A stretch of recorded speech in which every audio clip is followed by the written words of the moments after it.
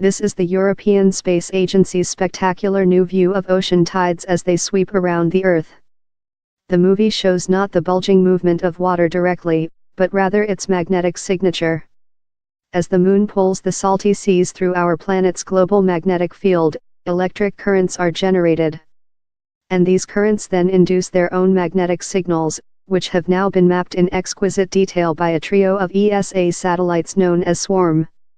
It is a remarkable achievement because the effect is actually very small. It's a really tiny magnetic field.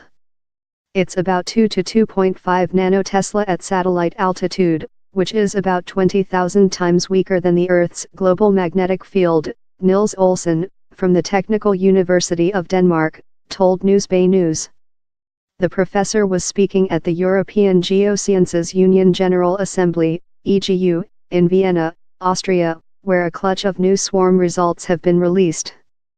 The mission was sent into orbit in 2013 to bring fresh insight on Earth's magnetic behavior.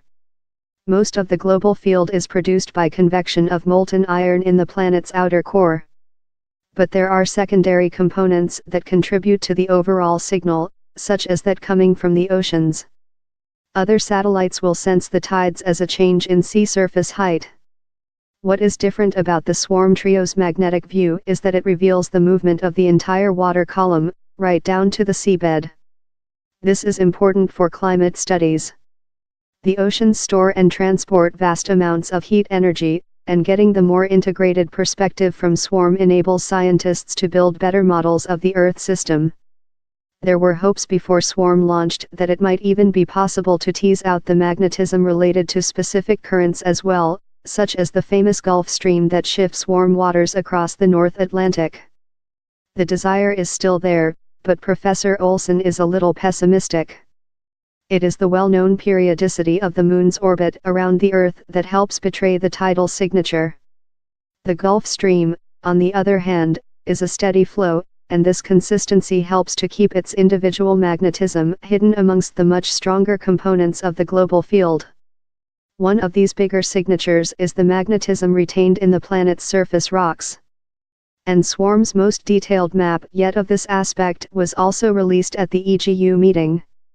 It incorporates 4 years of SWARM measurements, data from a previous German spacecraft called CHAMP, and information gathered by aeroplanes and ships. Regional features as small as 50 kilometers across can be discerned. Easy to spot are the famous zebra stripes at mid-ocean ridges where upwelling magma creates new seafloor and locks the prevailing magnetic field into cooling rock minerals. The discovery of the stripes in the 1960s was a major proof in the theory of plate tectonics. Magnetic fields are one of the keys to understand the subsurface of the planet, in combination with other pieces of information such as gravity and seismic measurements, said Rune Floberg-Hagen, ESA's SWARM mission manager. In the end, this will allow us to determine the best ever model of the upper layers of the planet. This is the very clear, sworn ambition of the SWARM mission. The EGU General Assembly has been treated to a bounty of SWARM results to fascinate the specialists. But there is one observation that will certainly have more general interest, that of the position of the North Magnetic Pole. Most people know that it is not aligned with the geographic North Pole and instead drifts around. Recent decades have seen it shift in a direction that is taking it away from Canada towards Russia. SWARM is watching this movement closely. This year we are in a rather special situation because in 2018 the magnetic pole will be at its closest to the geographic pole. There is a separation of only 390 kilometers. The magnetic pole moves at a speed of about 55 kilometers per year, said Professor Olsen. The expectation is that the gap between the two versions of the pole will widen again from next year.